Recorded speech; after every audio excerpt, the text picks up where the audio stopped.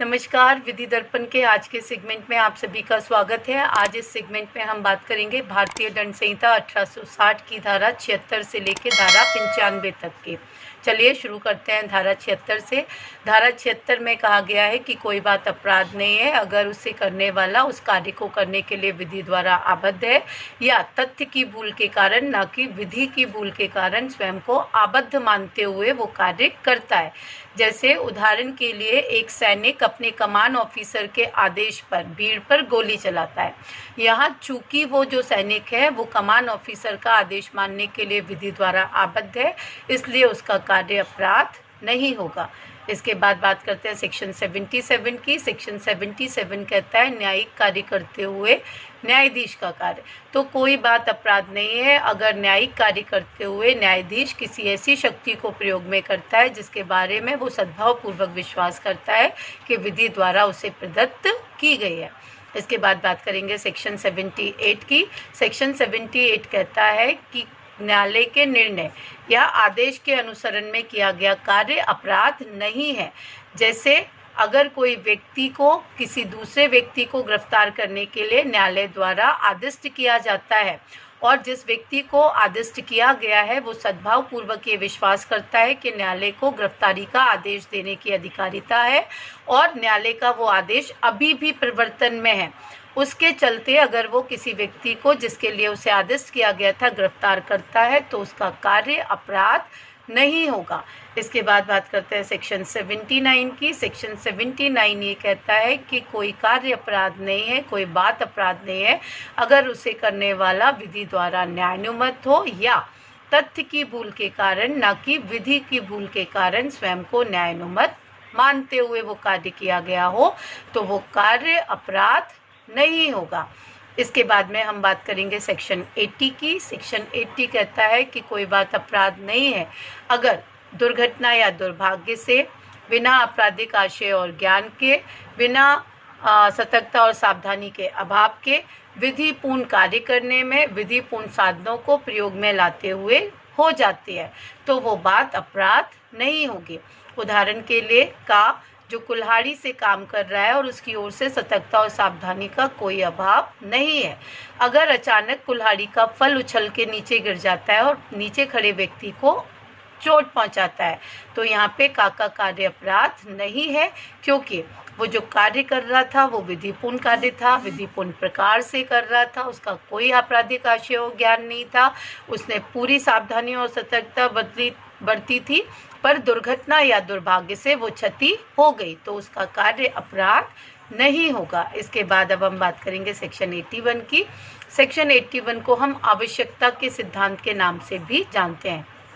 Section 81 कहता है कि कोई भी कार्य जो अपहानि कारित करने के आशय ना रखते हुए और किसी अन्य अपहानि के निवारण करने के लिए किया जाए वो कार्य अपराध नहीं होगा।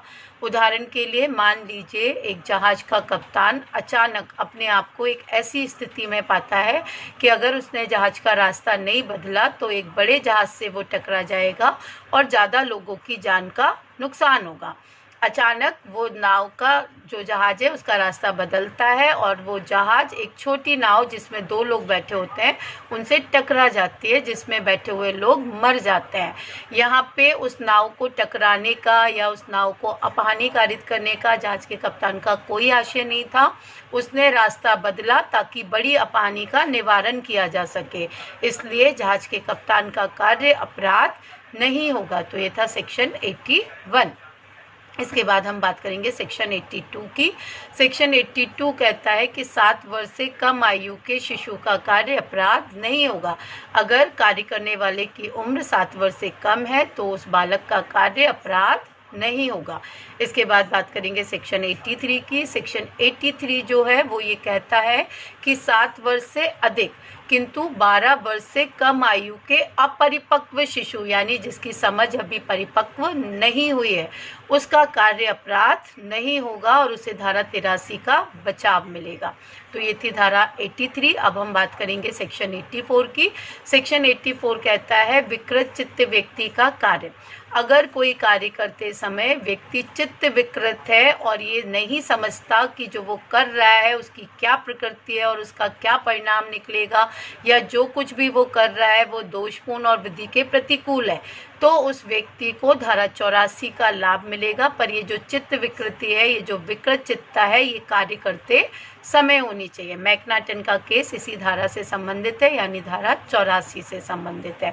ये था धारा 84। चलिए बात करते हैं धारा 85 की। धारा 85 में अस्वैच्छिक मत्ता, यानी अगर किसी व्यक्ति को उसकी इच्छा के विरुद्ध या उसके ज्ञान के बिना नशा कराया गया है और उस नशे में मत्ता की कंडीशन में वो व्यक्ति कोई कार्य करता है, तो वो कार्य अपराध नहीं होगा, क्योंकि जो नशा हुआ था वो उसकी इच्छा के विरुद्ध और ज्ञान के बिना हुआ था। आइए बात करते हैं सेक्शन 86 की। सेक्शन 86 में स्वैच्छिक मत्ता, यानी जब किसी व्यक्ति ने अपनी इच्छा से या ज्ञान से नशा किया हो, तो उसे बचाव केवल उन कंडीशन में दिया जा सकता है जिन मामलों में अपराध करने के लिए किसी स्पेशल इंटेंशन या नॉलेज की आवश्यकता होती। अदरवाइज स्वैच्छिक मत्ता बचाव प्रदान नहीं करते।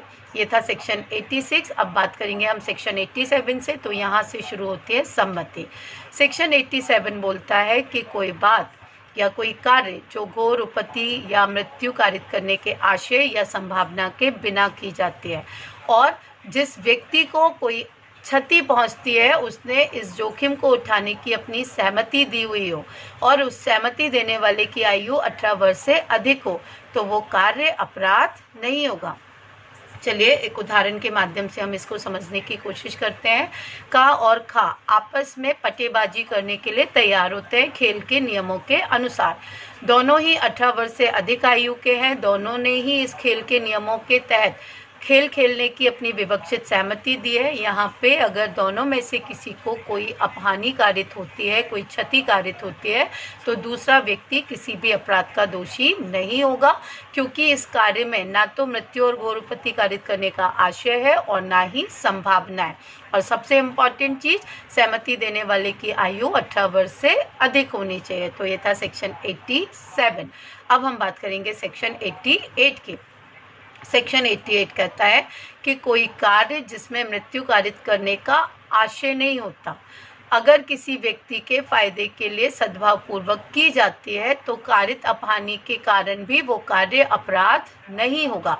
उदाहरण के लिए मान लीजिए कोई रोगी जो वेदना से पीड़ित है, उसे रोग मुक्त करने के आशय से और उसको मारने का इंटेंशन ना रखते हुए अगर कोई डॉक्टर शल्य क्रिया करता है, तो उसका परिणाम कुछ भी हो, डॉक्टर का कार्य अपराध नहीं होगा, क्योंकि डॉक्टर का इंटेंशन उसको मारने का नहीं था, वो सद्भावपूर्वक उसके फायदे के लिए काम कर रहा था। तो ये था सेक्शन 88। अब हम बात करेंगे सेक्शन 89 की। सेक्शन 89 कहता है कि शिशु या विकृत चित्त व्यक्ति जिनकी सहमति बचाव नहीं होती, उनके मामलों में अगर सहमति उनके संरक्षक द्वारा या उनके वैध संरक्षक द्वारा दी गई है, विधिपूर्ण गार्जियन द्वारा दी गई है, और उस सहमति से, चाहे वो अभिव्यक्त तौर पे दी गई हो या विवक्षित तौर पर दी गई हो, उस सहमति से अगर कोई कार्य किया जाता है, तो वो कार्य अपराध नहीं होगा। और यहाँ पे 4 अपवाद भी दिए गए हैं इस धारा में, जो बहुत ही इम्पॉर्टेंट है।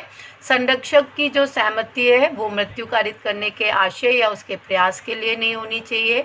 नंबर 2, मृत्यु, घोर उपपत्ति, रोग, गंभीर रोग जिसे बोलते हैं, या फिर अंग शिथिल के निवारण के प्रयोजन के लिए ही मान्य है सहमति। नंबर 3, घोर उपपत्ति कारित करने या उसका प्रयास करने के इंटेंशन से ये सहमति मान्य नहीं है। और नंबर 4, इनमें से किसी के भी प्रयास के लिए भी ये सहमति मान्य नहीं होगी। तो ये 4 अपवाद जो हैं वो धारा 89 में बताए गए। इसके बाद चलिए बात करते हैं धारा 90 की।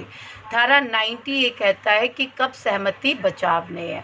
तो कुछ कंडीशंस बताई गई हैं धारा 90 में जिनमें सहमति बचाव नहीं होते।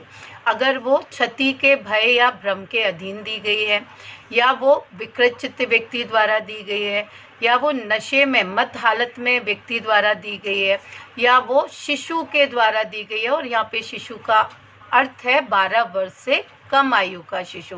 तो इन लोगों की जो सहमति है वो बचाव नहीं होगी, और धारा 90 में ऐसी सहमति को कोई भी बचाव के रूप में स्वीकार नहीं किया जाएगा। ये था सेक्शन 90।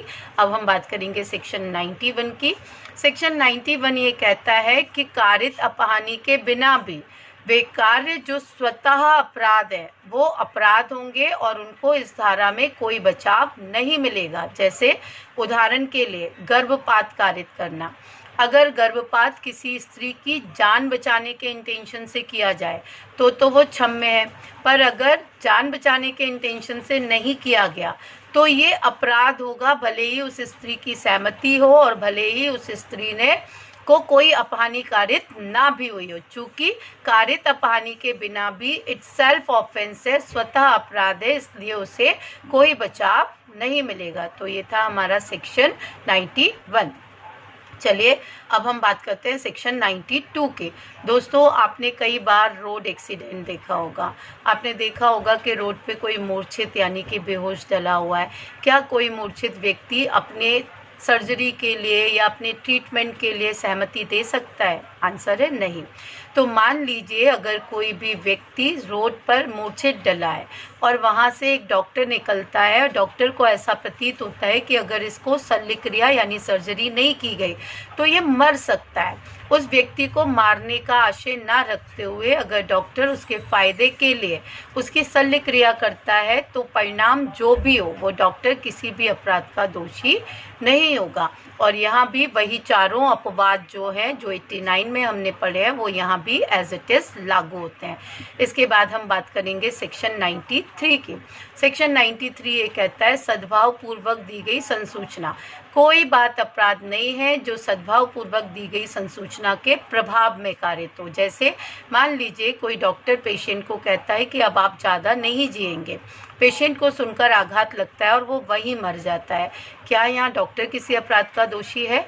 तो मित्रों, डॉक्टर यहाँ किसी अपराध का दोषी नहीं है क्योंकि ये संसूचना सद्भावपूर्वक पेशेंट को दी गई थी और डॉक्टर को सेक्शन 93 का बचाव मिलेगा। चलिए अब हम बात करते हैं सेक्शन 94 की। एक आईपीसी का सेटल सिद्धांत है, एक सेटल प्रिंसिपल है जो आप सबने भी सुना होगा कि मेरी इच्छा के विरुद्ध मुझसे कराया गया कार्य मेरा कार्य नहीं है। यानी अगर कोई व्यक्ति धमकियों द्वारा, वो भी धमकी कैसी हो, तत्काल मृत्यु की धमकी हो, विवश किया जाता है किसी कार्य को करने के लिए और उस तत्काल मृत्यु की धमकी के असर में आकर वो व्यक्ति कोई कार्य करता है तो वो कार्य अपराध नहीं होगा, उसे धारा 94 आईपीसी का बचाव मिलेगा। किंतु धारा 94 ये भी कहती है कि आप तत्काल मृत्यु के भय में भी या धमकियों द्वारा विवश किए जाने पर भी जिसमें तत्काल मृत्यु की आशंका हो, आप दो काम नहीं कर सकते। आप किसी की हत्या नहीं कर सकते और आप राज्य के विरुद्ध ऐसा कोई अपराध नहीं कर सकते जो मृत्यु दंड से दंडनीय है। तो तत्काल मृत्यु की धमकी के असर में भी आप ना तो हत्या कर सकते हैं और ना ही आप ऐसा कोई कार्य कर सकते हैं जो कि राज्य के विरुद्ध मृत्यु दंड से दंडनीय हो। इसके दो स्पष्टीकरण भी हैं। पहला स्पष्टीकरण कहता है कि एक व्यक्ति डाकुओं की टोली में पीटे जाने के भय से शामिल हो जाता है। यहाँ डाकुओं की ओर से उसे तत्काल मृत्यु की कोई धमकी नहीं दी गई है। क्या उसे इस धारा का बचाव मिलेगा? तो इस धारा का बचाव नहीं मिलेगा क्योंकि शील को जानता था, वो डाकुओं का कैरेक्टर जानता था और उसको जानते हुए भी बिना किसी तत्काल मृत्यु की धमकी या भय के वो उनकी टोली में शामिल हुआ, तो उसे इस धारा का बचाव नहीं मिलेगा। वहीं दूसरा स्पष्टीकरण ये कहता है कि एक लोहार जिसे डाकुओं की टोली द्वारा अभिग्रहित किया जाता है और तत्काल मृत्यु का भय दिया जाता है और उसे एक घर का ताला तोड़ने के लिए कहा जाता है ताकि डाकू वहाँ पे डकैती कर सके, वहाँ पे लूट कर सके। तो यहाँ पे अगर वो व्यक्ति तत्काल मृत्यु की धमकी के असर में आकर ताला तोड़ता है तो उसका कार्य अपराध नहीं होगा।